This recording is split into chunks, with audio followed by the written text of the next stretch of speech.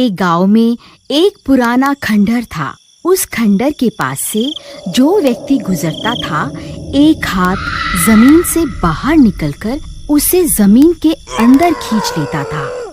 बचाओ बचाओ, अरे भाई कोई है, अरे भाई कोई तो मुझे बचाओ। गांव के बहुत से लोग लापता हो गए थे। किसी को कुछ समझ नहीं आ रहा था कि आखिर गांव के लोग जा कहाँ रहे हैं। अरे भाई सुरेश, तुम्हें पता है कल रात से बिरजू का कोई अता पता नहीं है। भाई ये बहुत गंभीर मामला है, हमें चलकर सरपंच से इसके बारे में बात करनी होगी। और फिर सब गांव वाले मिलकर ये तय करते हैं कि कोई भी व्यक्ति रात होने के बाद खंडहर की तरफ नहीं जाएगा।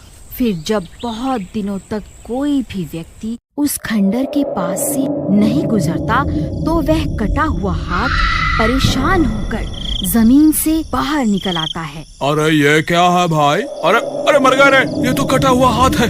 ये तो किसी भूत का हाथ लगता है। अरे ये कहाँ से आ गया? अरे भागो रे।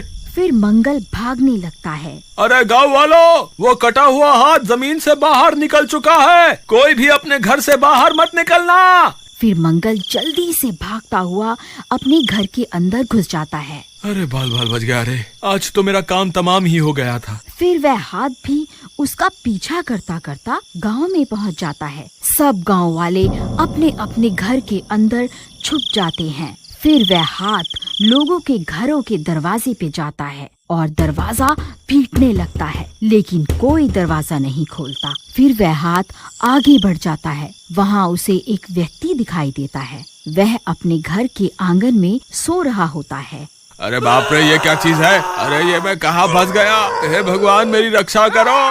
फिर वह हाथ उसे अपने साथ उड़ा ले जाता है और उसी खंडहर के पास पहुंचकर उसे भी अपने साथ जमीन के अंदर ले जाता है। अरे भाइयों, तुमने देखा वो कटा हुआ हाथ कैसे उसे उठाकर अपने साथ ले गया? चलो हम सब मिलकर उसका पीछा करते हैं। फिर कुछ गांव वाले मिलकर उस हाथ का पीछा करते हैं और पीछा करते करते वह उसी खंडहर के पास पहुंच जाते हैं, लेकिन उन्हें वहां किसी का कोई नामो निशान नहीं मिलता। फिर वह सब लोग हैरान परेशान होकर वापस अपने गांव लौट आते हैं। फिर सुबह होने पर सरपंच जी, कल तो हद ही हो गई। अब तो वो कटा हुआ हाथ हमारे गांव तक पहुंच गया है। अब अगर हमने उसका सामना नहीं किया तो वो हम में से किसी को जिंदा नहीं छोड़ेगा। तुम सही कहते हो मंगल, अब हमें कुछ ना कुछ करना ही होगा, लेकिन हमें ये नहीं पता कि आखिर वो हाथ हमारे लोगों को उठाकर कहाँ ले जा रहा है। अगर हमें उसका खात्मा करना है तो पहले हमें उसके ठिकाने के बारे में पता लगाना होगा।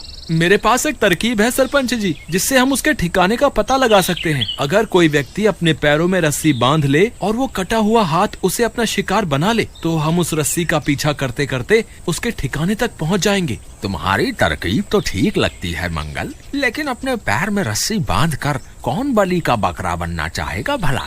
अरे भाई, कोई है जो उस कटे हुए हाथ के सामने जा सकता है? सब गांव वाले एक दूसरे का मुंह देखने लगते हैं। क्या पूरे गांव में कोई भी ऐसा व्यक्ति नहीं है जो उसका सामना कर सके? सरपंच जी, मुझे लगता है ये काम रघुवीर चाचा कर सकते हैं। वैसे भी उन्होंने अपनी पूरी जिंदगी जी ली है। अरे तेरा नाश मीटे, मुझे उस शैतान का भोजन बना के भेजने की बात कर रहा है। मैं कहीं नहीं जाने वाला। तुम गांव वाले किसी और को ढूंढ लो, भला अभी कोई मेरी मरने की उम्र थोड़ी ना है। लेकिन रघुवीर चाचा, इस गांव में सबसे बुजुर्ग तो आप ही हैं, इसलिए ये काम तो आपको ही करना होगा। ए सरपंच, तेरा भी दिमाग खराब हो गया है क्या? मैं बलि का बकरा नहीं बनने वाला। फिर सब गांव वाले जबरदस्ती रघुवीर चाचा को रस्सियों से बांधकर उन्हें खंडहर की ओर ले जाते हैं। अरे गांव वालों, तुम्हारा नाश मीटे, मुझे कहाँ लेकर जा रहे हो? अब मुझे छोड़ दो भाई। मैं दिखने में ही बूढ़ा लगता हूँ, लेकिन अंदर से मैं अभी भी जवान ही हूँ भाइयों। भगवान के लिए मुझे छोड़ दो। फिर सब गांव वाले चाचा को उस खंडहर के पास उतार देते हैं और खुद वहाँ से भागकर पेड़ के पीछे छुप जाते हैं। अरे नाश मीटो, मुझे यहाँ अकेला छोड़कर भाग गए। हे भगवान, अब मेरा क्या होगा? कहीं वो कटा हुआ हाथ सच में यहाँ ना आ जाए। हे भगवान, ये इंसानों ने तो मुझे धोखा दे दिया, आप ही मेरा साथ दे दो। तभी वह कटा हुआ हाथ जमीन से बाहर निकलता है। सब गांव वाले छुप छुप कर उसे देख रहे होते हैं। अरे मर गया रे, अरे नास मिटो, जल्दी बाहर आओ, देखो वो कटा हुआ हाथ बाहर आ गया है। कहाँ छुप कर बैठे हो, जल्दी बाहर आओ, नहीं तो यह हाथ मुझे अपने साथ जमीन के अंदर ले जाएगा। अगर हम अभी बाहर निकल कर गए तो वो हाथ इतने सारे गांव वालों को देखकर डर जाएगा और वापस जमीन के अंदर चला जाएगा। फिर हम कभी उसके ठिकाने के बारे में पता नहीं लगा पाएंगे। तभी वह हाथ चाचा की टांग पकड़ लेता है। अरे मर गया रे, अरे गांव वालों मुझे बचा लो, ये हाथ मुझे जमीन के अंदर लेकर जा रहा है। फिर देखते ही देखते वह हाथ चाचा को अपने साथ जमीन के अंदर खींच कर ले जाता है। फिर सब गांव वाले वहां पहुंच जाते हैं।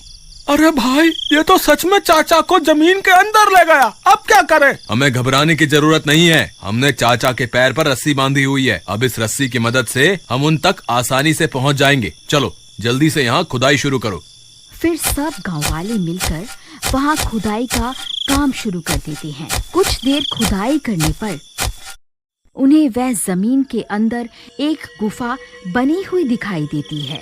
मंगल भाई देखो, यहाँ तो एक गुफा भी है, ये रस्सी भी इसी ओर जा रही है। चलो इसके पीछे पीछे चलते हैं, ये जरूर हमें उस कटे हुए हाथ के ठिकाने पर पहुँचा देगी। फिर सब गांव वाले उस रस्सी का पीछा करना शुरू कर देते हैं और कुछ ही देर में वह उस शैतान के ठिकाने पर पहुँच जाते हैं। उन्हें सामने एक चुड़ैल दिखाई देती है, उसके दोनों हाथ कटे हुए होते हैं और वहीं पास में सब गांव वाले एक पिंजरे में कैद होते हैं। अरे भाई वो देखो, यहाँ तो चुड़ैल है। हमें तो लगा था कि ये सब उस कटे हुए हाथ का काम है, लेकिन भाई यहाँ पर तो पूरी की पूरी चुड़ैल निकली। मुझे लगता है आज हम बहुत बुरा फंसने वाले हैं। यहाँ आकर हमने खुद अपनी मौत तय कर दी है। अरे भाई डरो नहीं, वो देखो उस चुड़ैल ने इन सब गांव वालों को अभी मारा नहीं है, सिर्फ उन्हें कैद किया है। इसके पीछे जरूर इस चुड़ैल का कोई ना कोई मकसद जरूर होगा। लेकिन भाई हम यहाँ आ तो गए हैं, अब आगे क्या करना है? तुम्हारे पास कोई तरकीब है क्या? ए गांव वालों, बस कुछ ही देर और फिर मैं तुम सबके हाथों को काट कर उनकी बलि दूंगी। फिर मेरे ये दोनों हाथ वापस मेरे शरीर से जुड़ जाएंगे।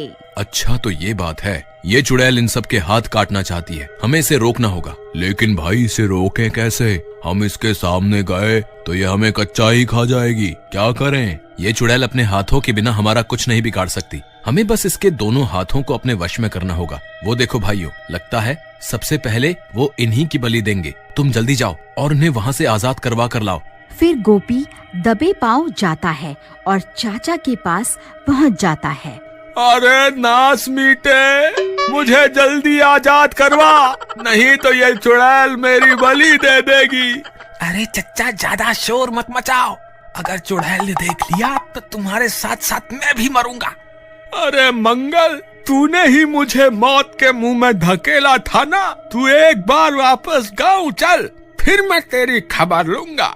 चाचा अभी मैं एक गलती और करने वाला हूँ, उसके लिए पहले से आपसे माफी मांगता हूँ। अरे अब तू ऐसा क्या करने वाला है? फिर मंगल रघुवीर चाचा को उठाता है और उन्हें चुड़ैल के सामने ले जाता है। ए चुड़ैल, हिम्मत है तो मुझे मार कर दिखा, मैं तुझसे नहीं डरता। अरे मर गया रे, अरे गांव वाला तुम्हारा नाश मीटे, कितनी बार मुझे बलि का बकरा बनाओगे? फिर वह दोनों कटे हुए हाथ चाचा पर हमला कर देते हैं। अरे मर गया, अरे अब मैं नहीं बचूंगा। अरे नास मीटो, देख क्या रहे हो, मेरी मदद करो। अरे तभी एक गांव वाला जाता है और दोनों हाथों पर खंजर से हमला कर देता है और उन्हें काट देता है। अरे बच गया रे, बाल बाल बच गया। अरे ये क्या हो गया? गांव वालों, तुमने ये क्या कर दिया? मेरे दोनों हाथ ही काट दिए, इनके बिना तो मैं बहुत कमजोर हो जाऊंगी। फिर वह चुड़ैल वहाँ से भाग जाती है। तब मंगल जाकर सब गांव वालों को आजाद करवाता है